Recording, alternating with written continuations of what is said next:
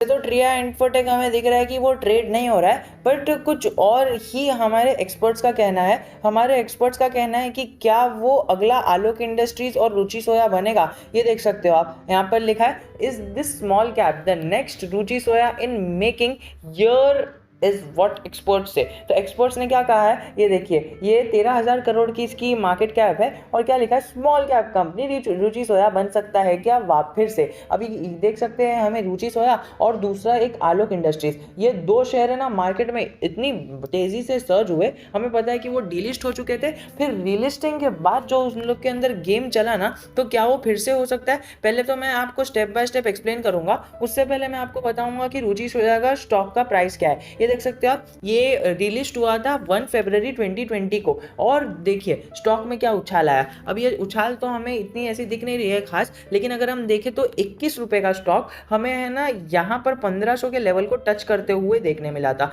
1520 के लेवल को टच करते हुए देखने मिला था, एंड देन एक भारी भरकम गिरावट आई। लेकिन उसको छोड़ते हुए अगर हम देखें ना तो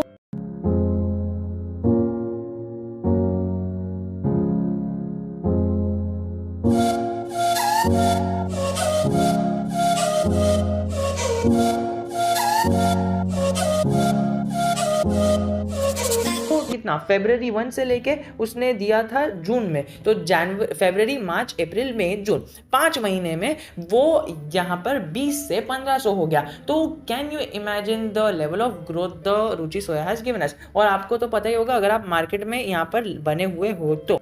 New Delhi domestic bourse have suspended trading in the shares of IT software firm 3i Infotech as the company has temporarily delisted its stock। तो उन्होंने यहाँ पर मीटिंग पास की थी और कई सारे वीडियोस आपको हमारे चैनल पर भी मिल जाएंगे, हमने भी कवर किया था। तो ये क्या है, बोर्स एक बता देता हूँ, हमारा स्टॉक मार्केट को बोर्स कहा जाता है। सेकेंडली अगर हम बात करें, खाली हमारे नहीं, मतलब स्टॉक मार्केट को बोर्स कहा जाता है। The company is going through the process of capital restructuring through a scheme of arrangement, SOA पे एक डिटेल्ड वीडियो आपको हमारे चैनल पे मिल जाएगी, बहुत ही डिटेल में समझाया गया है। एनसीएलटी की तरफ से इन्होंने अप्रूव भी दे दिया है, स्टॉक मार्केट में अप्रूव हो चुका है। बीएसई एनएसई को इन्होंने सबमिट कर दिया था, अपने शेयर होल्डर को कई बार इन्होंने बता दिया था। तो इसके स्कीम के अकॉर्डिंग क्या है ना, यहाँ पर इसके इशू को सब फुल्ली जब सब्सक्राइब होगा ना, तो इसका जो paid up equity share capital है कंपनी का, वो 90% से रिड्यूस हो जाएगा, जो उसकी फेस वैल्यू को भी इफेक्ट करेगा। और सेकेंडली यहाँ पर लिखा है, as part of the procedure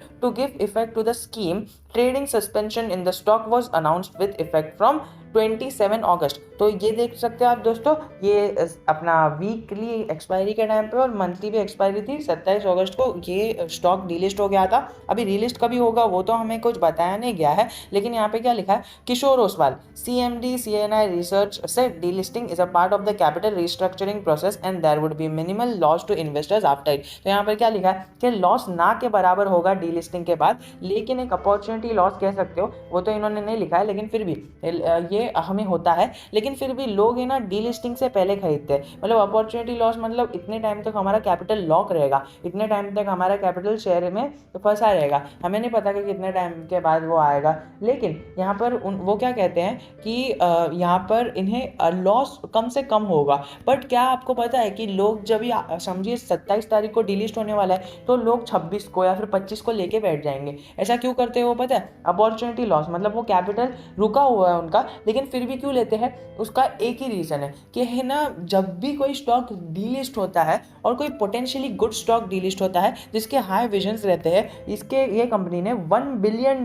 का बताया है कि हमें रेवेन्यू अचीव करना है 2030 तक। तो इतने बड़े बड़े गोल्स वाली कंपनी जब डीलिस्ट होती है ना, तो रीलिस्ट होने के बाद उसका हाल रुचि सोया जैसा हो जाता है। 21 रुपये का स्टॉक 1500 तक चले जाता है, तो ये 8 रुपये का स्टॉक अगर 800 तक भी चले गया ना, तो 100x प्रॉफिट, मतलब आप समझ सकते हो, मतलब आपका 1 लाख का हो जाएगा 1 करोड़, इतना बड़ा प्रॉफिट। लेकिन 1 लाख का यहाँ पर पैसा लगाना कुछ इतना मतलब एक हमारी तरफ से एडवाइजेबल नहीं है। और जो इसका है ना the plan of capital restructuring, तो इन्होंने क्या बताया है कि दलाल स्ट्रीट का अटेंशन वो खुद के ऊपर ला रही है कि क्या वो फिर से रुचि सोया बनेगा। And Alok industry stock that delivered strong returns after relisting recently, तो अभी अभी रिलीज हुआ है हमारा रुचि सोया भी 1 साल पहले।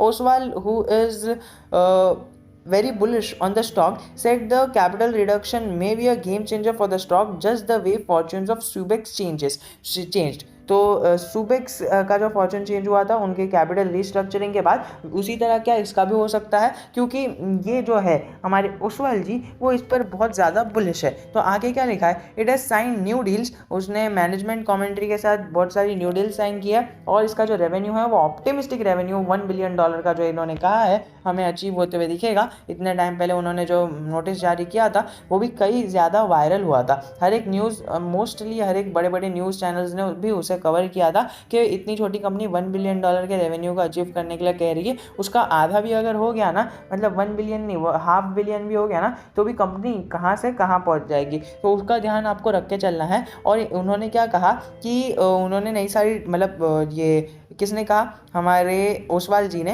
कि इन्होंने बहुत सारी 3i इन्फोटेक ने बहुत सारी डील साइन किए न्यू डील्स, और इन्होंने द लेसर इंटरेस्ट लायबिलिटी, मतलब इनकी जो लायबिलिटी है ना, लायबिलिटी मतलब जो आपके जेब से पैसा खींच के जाएगी। फॉर एग्जांपल आपने घर लिया, अभी घर का उसके अंदर मेंटेनेंस चार्ज लगता है, उसका टैक्स लगता है, उसका ये लगता है वो लगता है, वो आपकी लायबिलिटी हो गई। आपने एक गाड़ी खरीदी, आपने एक फ़ोन खरीदा, until and unless it's not giving you any profit, वो आपके लिए लायबिलिटी हुई, वो आपकी जेब में से पैसा निकाल रही है, वो आपकी लायबिलिटी हुई।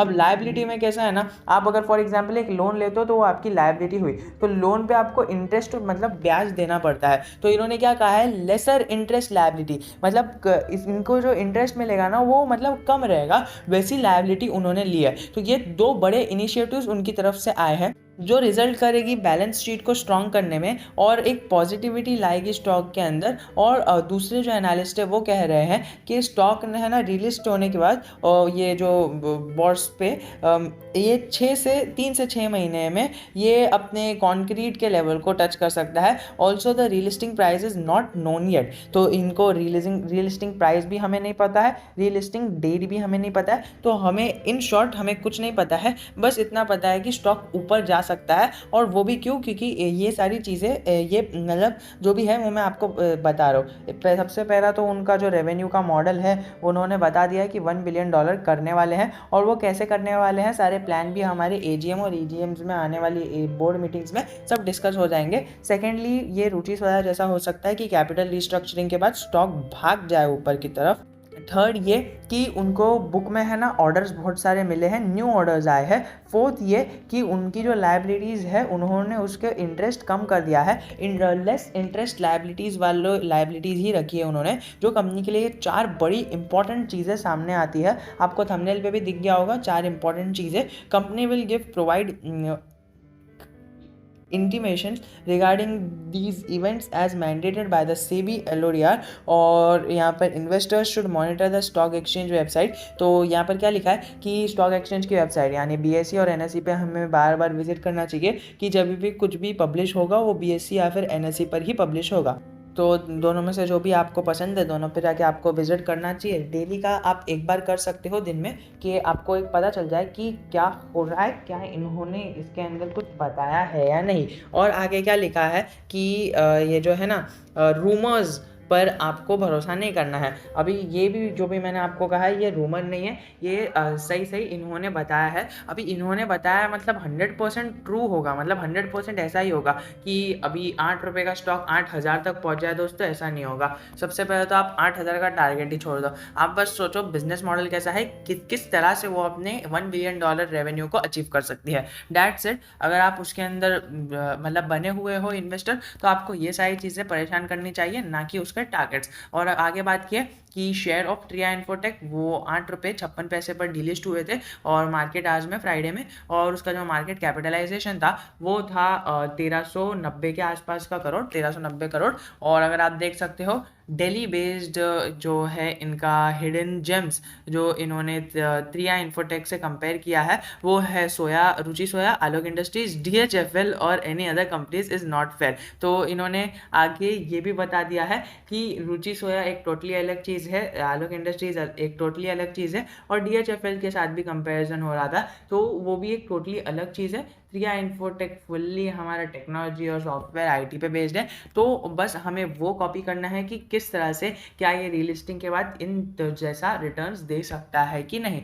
One must look at what the management plans to do. जैसा कि मैंने अभी आपको बताया कि मैनेजमेंट क्या करना चाहती है उसको देखो, उसके फ्यूचर ग्रोथ प्रोस्पेक्ट्स को देखो, वो फ्यूचर में ग्रो किस तरह से करेगी, क्या वो बराबर से एक्सप्लेन कर रही है उसको देखो, क्या वो जो टारगेट $1 मिलियन का है क्या वो ऐसे ही दिया है या फिर सच में है, किस तरह से अचीव होगा, क्या हो पाएगा भी क्या, वो देखो। और वो जो डिसीजन लेती है उस पर अपना डिसीजन लेकर कंपनी में इन्वेस्ट करो। तो यही था आज की वीडियो में। If you have any doubt I am always just a comment away from you. जाते जाते एक ही चीज़ कहना चाहूँगा कि स्टॉक बहुत अच्छा है, स्टॉक के अंदर अगर आप बने रहोगे, थोड़ा अभी आपने अगर इन्वेस्ट किया होगा तो आपको तो बने ही रहने के लिए इन्वेस्ट किया होगा। सो स्टॉक में अगर कुछ भी न्यूज़ आती है रीलिस्टिंग की या फिर कितने प्राइस पर रीलिस्ट होता है, I will be getting you the news. So तब तक के लिए जय हिंद, जय भारत।